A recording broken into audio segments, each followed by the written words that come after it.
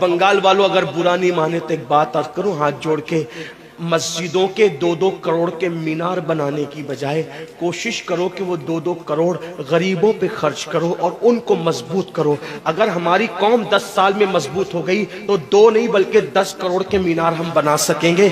इसलिए मेरी गुजारिश है, जलसों के खर्चे भी कम करो, शादियों के खर्चे भी कम करो और सब खर्चे कम करके अपनी कौम को मजबूत करो। हुजूर अलैहिस्सलाम इसीलिए तशरीफ लाए थे। तो दीनदार बनो, मालदार बनो और नंबर 3 एजुकेशन पे बहुत मेहनत करो। कोई भी जाहिल न रहे, कोई भी अनपढ़ न रहे, खूब खूब पढ़ाओ अपने बच्चों को। 10वीं 12वीं तक कभी मत रुकना, बल्कि अपने बच्चों को IAS बनाओ, IPS बनाओ, डॉक्टर बनाओ, इंजीनियर बनाओ। डॉक्टर भी BOMS वाला मत बनाओ, बल्कि MD और आला से आला डिग्री दिलाओ। अब आप कहेंगे मौलाना पैसे नहीं है, मैं आपसे कहता हूं हर साल ईद पे नया कपड़ा न बनाना पड़े न बनाओ, धुले हुए कपड़ों पे ईद कर लो, लेकिन अपने बच्चों की तालीम पे खर्चा करो। इसी तरीके से किसी और जगह पर पैसे लगाने की बजाय 10 साल अगर इन 3 निकात पर आपने मेहनत कर दी, दीनदार बनो, मालदार बनो और एजुकेशन को आम करो, हर बंदे को पढ़ा लिखा बनाओ। आप कहेंगे मौलाना नौकरी नहीं मिलती, मैं कहता हूं हम नौकरी के लिए नहीं पढ़ते, हम अच्छा इंसान बनने के लिए पढ़ते हैं। इसलिए कि पढ़े लिखे की तिजारत में अनपढ़ की तिजारत में फर्क है, पढ़े लिखे की गुफ्तगू में अनपढ़ की गुफ्तगू में फर्क है, पढ़े लिखे के उठने बैठने में अनपढ़ के उठने बैठने में फर्क है। देखो आप ये नहीं कहता हूं कि आप सब अनपढ़ हो, लेकिन एक बात आपसे कहता हूं, महफिल में पढ़े लिखों का अंदाज और होता है,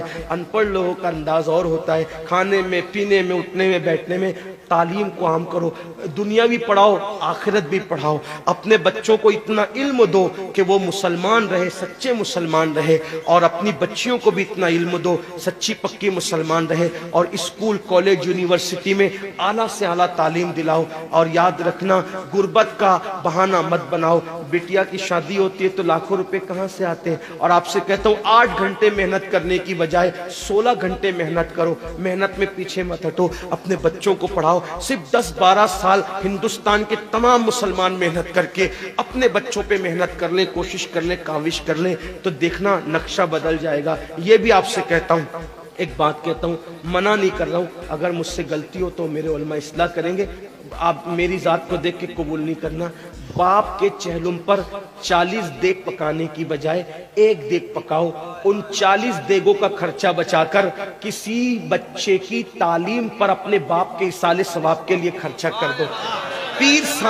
पीर साहब के मजार पर 1 लाख की चादर ला के डालने की बजाय 100 रुपए की चादर डाल दो, बाकी के पैसे बचाकर गरीबों की तालीम पे खर्चा कर दो। पीर साहब के इसाले सवाब के लिए वो उस 1 लाख की चादर से जितना खुश होंगे, वो 100 रुपए की चादर से भी उससे ज्यादा खुश होंगे, क्योंकि आपने किसी को उठा दिया, किसी को आपने तरक्की पे ले गए। एक बात कहता हूँ, मेरा पीर जन्नती है तो मेरे पीर को मेरी 1 लाख की चादर से क्या गरज, उसको तो जन्नत में उससे बेहतर लिबास मिल चुका है, उसको तो 1 लाख का उससे बेहतर लिबास मिल चुका है। तो ये बातें तल्ख लगे माफ करना, लेकिन आपसे एक बात कहता हूं, रसूमात से निकलो, हकीकतों की तरफ आओ, रसूमात से निकलो, सच्चाइयों की तरफ आओ। एक दूसरे को गिराने की कोशिश मत करो, एक दूसरे को उठाने की कोशिश करो। आपस के झगड़े खत्म करो। तेरा सिलसिला बड़ा, मेरा सिलसिला बड़ा, तेरी बिरादरी बड़ी, मेरी बिरादरी बड़ी, तेरा पीर बड़ा, मेरा पीर बड़ा।